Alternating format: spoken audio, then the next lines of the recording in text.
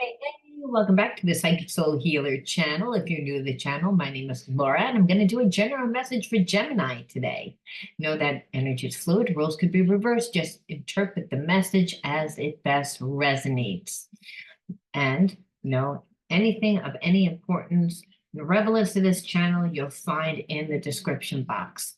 And if you want to enter into winning a free reading with me, first you have to be willing to get a shadow reading, because my readings don't just do surface, like what your person's thinking of you, what they did, what they're going to do. We look at the spiritual blocks, the shadows, how they play out as karmic themes within your experience. It gives you an opportunity to see your experience from a different perception, which many times allows you to diffuse the emotional trigger, so you can see the situation for truly what it is from a detached perception, so that you can see what habits, conditions, even reflexes that you do that contribute to the imbalances in your relationship. Because once you become aware of how you're blocking yourself from the balanced relationships that you want, and that again, someone that's emotionally intelligent would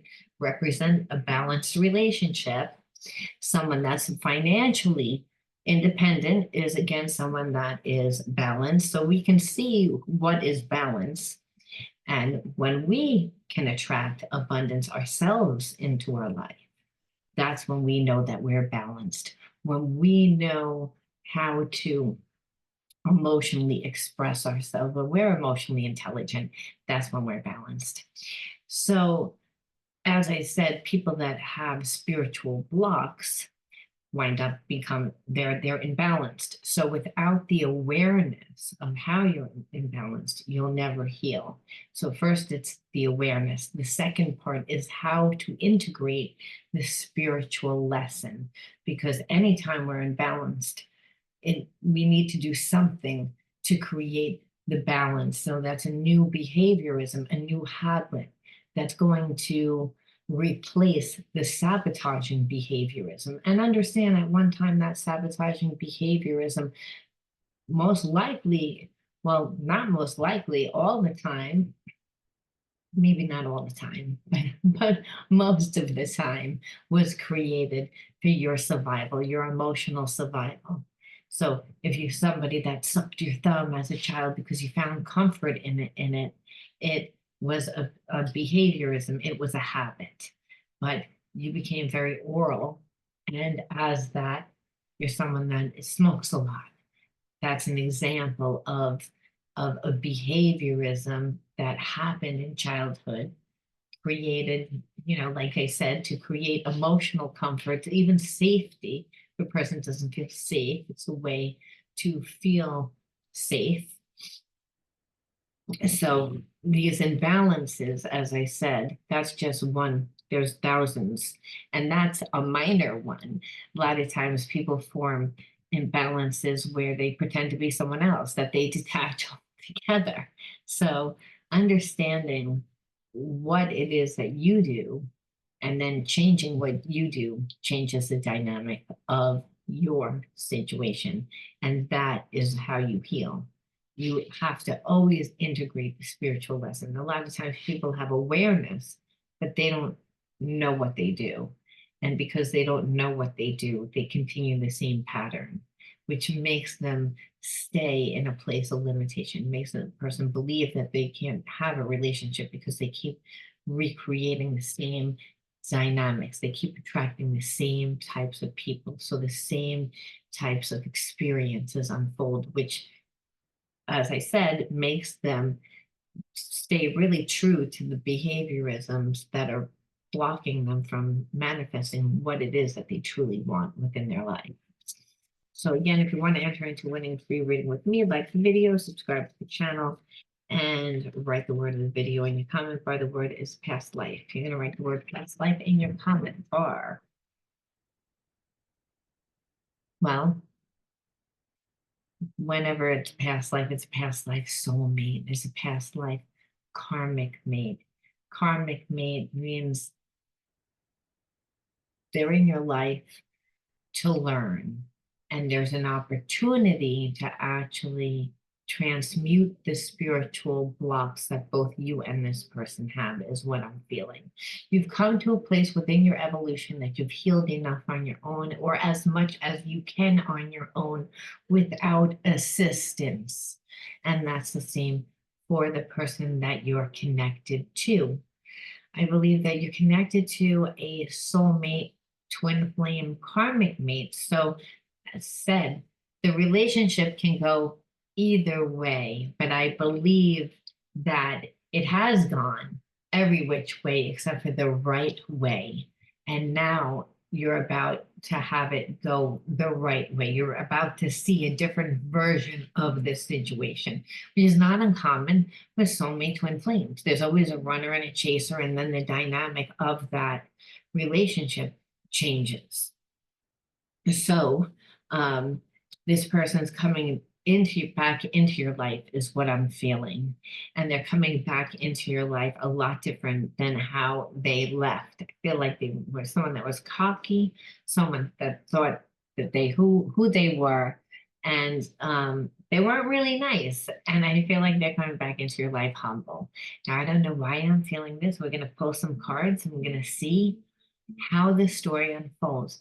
We're going to also look and see whether or not this is a real soulmate twin flame or whether it's a karmic mate twin flame. And the reason why I say that, there is no real karmic mate twin flame. It's karmic mate, soulmate.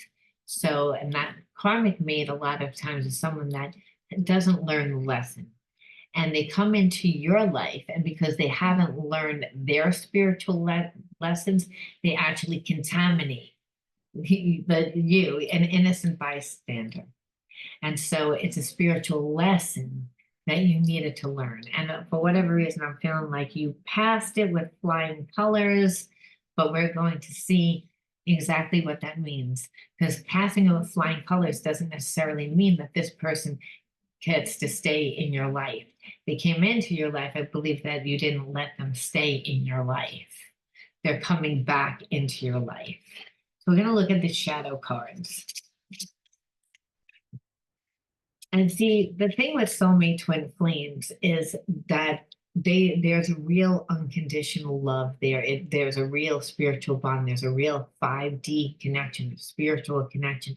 So there's an internal knowing that you're both supposed to be in each other's lives, that you both need each other. The higher self knows this. I'm not saying the ego part of self knows. I feel like the ego part of both of you got triggered a lot. And that ego part of self is a part of self that we're born into families. It's the dust part of self that when we look into the mirror, that's who we associate ourselves with, from the flesh, from what our experiences have told us, from the house that we live in, through all outside things we, again, associate with. That's the ego. That's not truly who we are.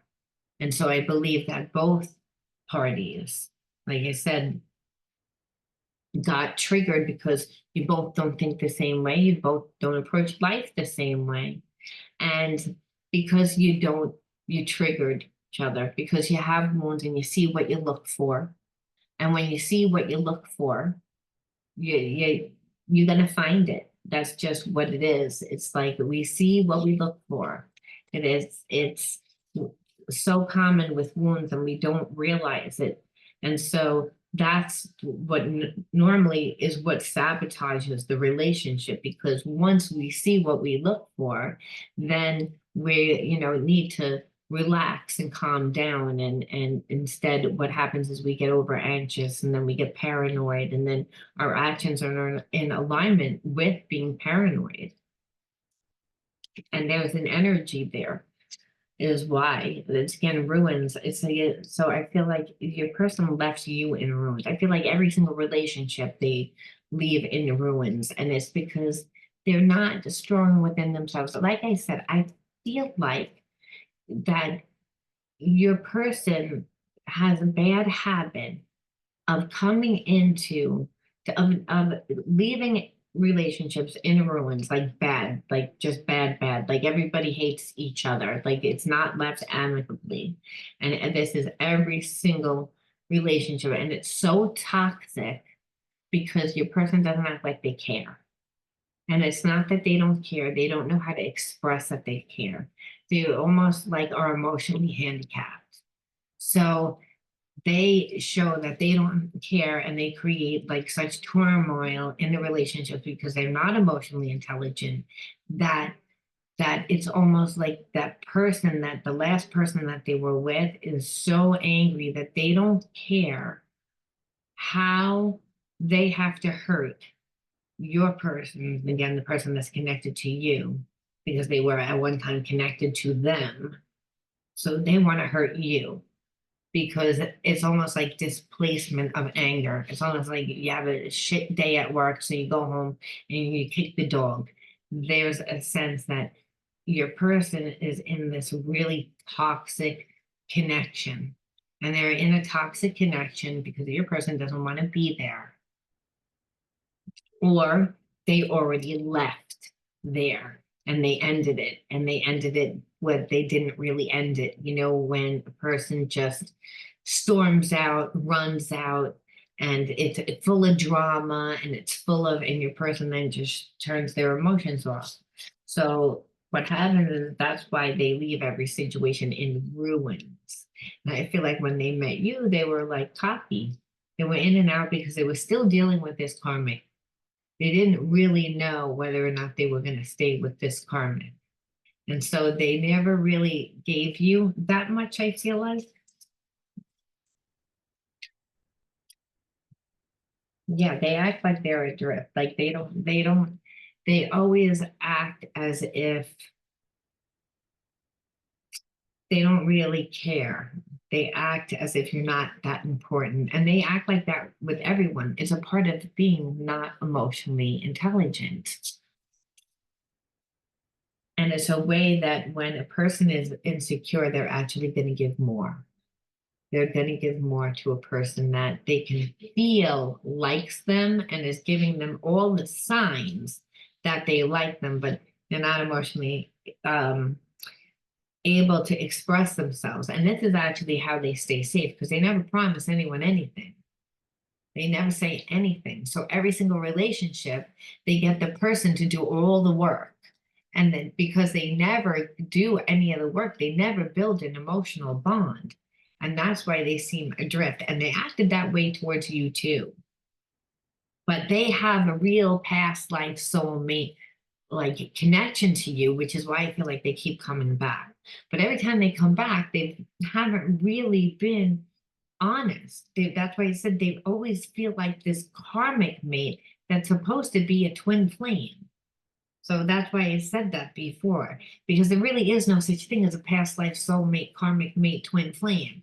It's either, a past life karmic mate or a soulmate twin flame. Soulmate twin flame means that both parties are evolved enough, where your person like pretends that they've been evolved enough and then not really, or can't tries to but can't hold the vibration.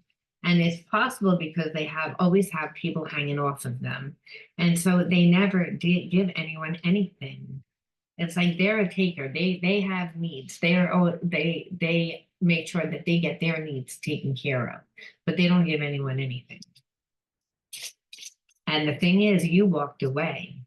That's what I'm feeling like you walked away, where most people don't walk away. And that triggered something inside this person. Escape. And this person normally again leaves. You left. Like I said, after you weren't getting what you needed, you escaped from the situation. You were like, I see how I could get caught up in it. I mean, listen, past life, soulmate, there's a lot of passion there. There's a lot of hot passion there. So it's not easy to leave a relationship. That's why it's like escape, like you escape. But I feel like your person always has one foot in, one foot out, and doesn't make any promises, never gives anyone anything, makes everyone give to them, gives people a lot of double messages, like maybe it's very touchy, very feely, uses flirty words, is very a flirt, but then doesn't really want anything. Like plays games, has the person do that that's with them or that they're doing that with to give all their attention, all their energy, thinking, oh, you're just shy. Oh, you just don't know how. Oh, you've been damaged before. It's like they play all those games, and it's a way of them not having to invest. Mainly because they're number one, lazy, and number two, well, I don't want to get hurt. Number three, I'm not emotionally intelligent. I can't show my feelings. I have to pretend that I'm this hard person that you're not going to get over on me. I feel like someone was brought up in an environment where they were told not to like show their feelings, that their feelings were bad. And so this person tends to like fall I didn't see those. Oh, and look, it fell out. I feel like that wants it to come out. So I have to, because I'm like, it's over there. Then I take it, then it falls out. And then this is, I want to tell you how I feel. I wish I could take back my words. So those two, the things. So like I said, I feel like once you left, you triggered this person's, abandonment issues. They again, not used to people doing that. They're used to people who keep giving, keep giving, keep giving until they're like get bored because they're not giving anything.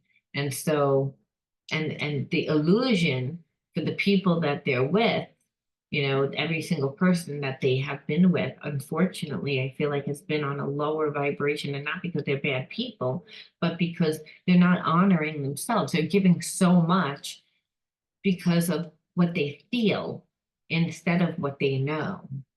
And so when we do what just is in our hearts, we don't really know whether that person's intention is really what it is. And if that person, whoever that you're connected to, is not actually expressing what they want in a clear way and coming in and offering something, the flirting and the insinuations and the hinting and the staging it to make it look like, because they know that you're intuitively locked into them, because they know how much you have feelings for them, and they're not really doing anything. So this is what this person's game is, and you were able to see their game. So again, you escaped. That's why it says it like that. And so that's why they were like, they didn't expect that. They're used to being the one that walks away. I feel like you really triggered this person's ego. Not that they don't have feelings. Again, the spiritual lesson wouldn't work if they didn't have feelings. You think that if someone doesn't want to change, they were comfortable doing this. They were comfortable doing this until they came across you where you were like, I'm not playing this game. Slap. And they were like, I actually have feelings for this person. This person, I didn't think that I could have feelings for a person. Yeah, because they sat there long enough and thought about you. At first they were in shock. First they were mad. Like first they were arrogant, actually. Like, who the hell do you think you are? Then it was, well, I don't understand why you got so mad. And then it was, well, maybe I overreacted. And then it's, well, let me watch you from afar. The whole time they're feeding you energy. But don't give anybody any energy. So remember, it's how much time, energy, focus, and money you give something is how big the attachment is. So this person's been thinking back to the whole time since you left.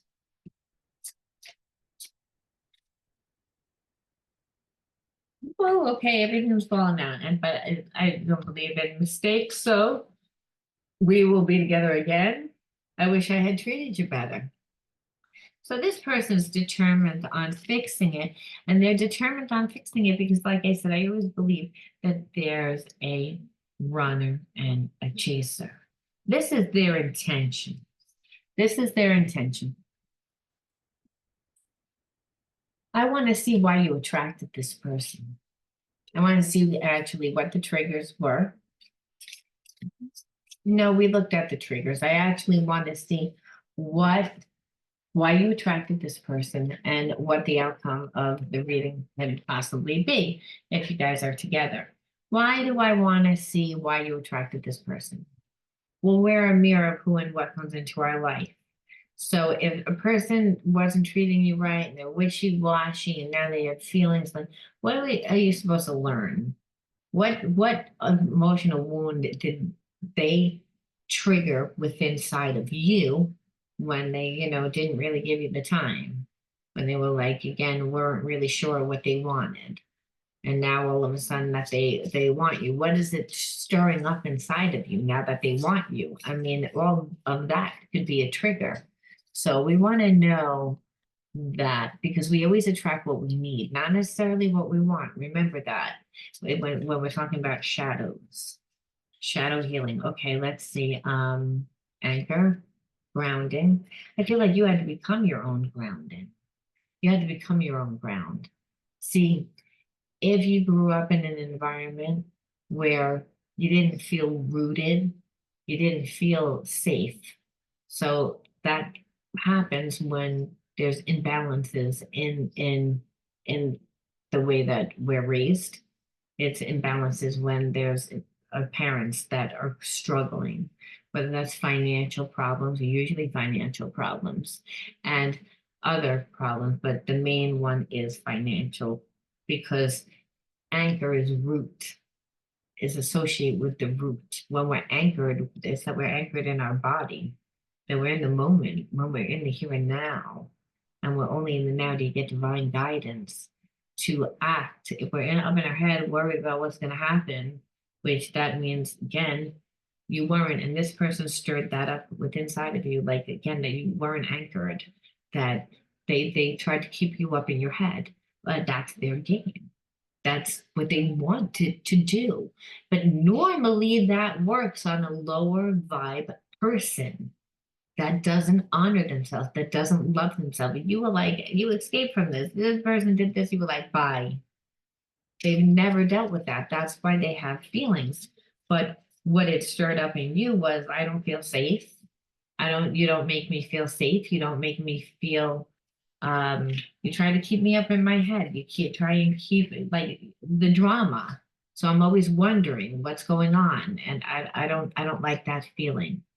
But I feel like it's a feeling that you grew up with, not feeling safe. And feeling safe could just be, I was able to come home and just be myself.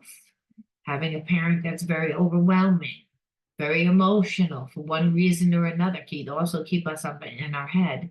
And we know that other people's emotions affect us, affect us.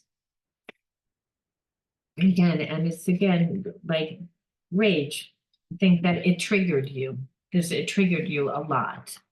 And so whenever someone again is triggering that much anger inside, it's that really is a root chakra imbalance. And that's always ancestral. It's always like taught behaviorisms. So this person who like actually recreated the dynamic that you grew up in. And that's why again, this rage, but it's all about being present, being in the moment, and not reacting from a place of the past. And the only way that we can do that is if we're in the moment doing something. And that's usually creating. So I feel like you threw yourself into work, Gemini. That's what I feel like. You threw yourself into work. And again, and it got you back to like, this is innocence, to a place of like trying to like play. And how you say like play, it's like go out and find yourself. Like when you were a kid, that you didn't have any expectations of what you were gonna find out.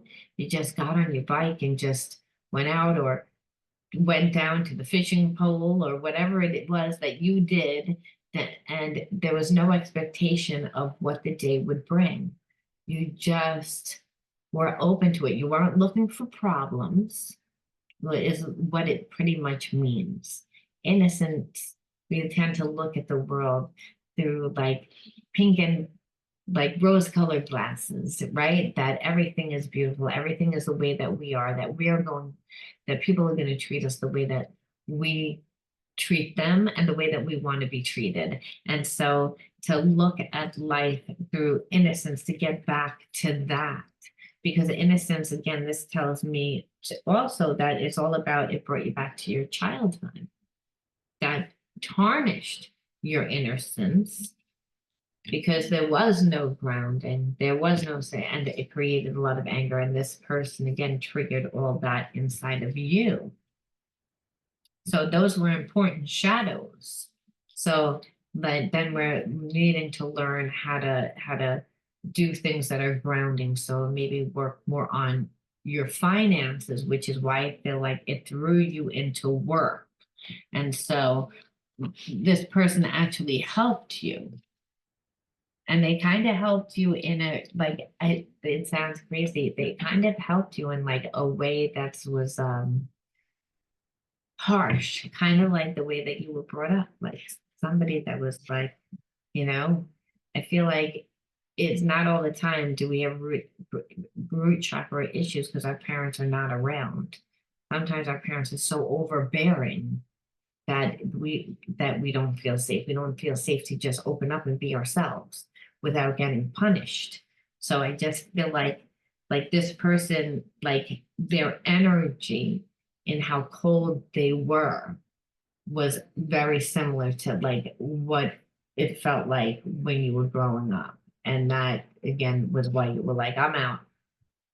That's what made them say, like, I think that this is real. And I've never had it real before. But it also triggered their abandonment, which made them, really focus on you a lot more. Otherwise, they wouldn't have, thought about you that much. But no one else did that to them. No one else left. And they have root chakra issues as well. Like goes to like. So not being grounded, having a lot of rage is someone that doesn't really care about anyone else. Someone that feels that they can't have love is a person that actually is a pretty angry person because we're never going to be able to attract anything for long periods of time if we don't feel that we're deserving of love. We're actually the exact opposite vibration. So, like I said, it's made this person change. You are the person of my dreams. So, I mean, this is what they feel because of that. So, I mean, listen, stranger things have happened, right? I mean, people come back with different reasons all the time. That we never know why. I pushed you away because I was scared to commit to a real relationship. So again, they never felt anything like this before. And so I would say it's a soulmate twin flame because this person is evolving. And they're evolving to your level of vibration because they're looking at their life. And so remember, people that are able to come into some people that come into our lives that really make us change are significant relationships. They're very significant relationships. I still love you. I dream of being with you. I imagine waking up next to you and cuddling with you every day. So this is where this person's at.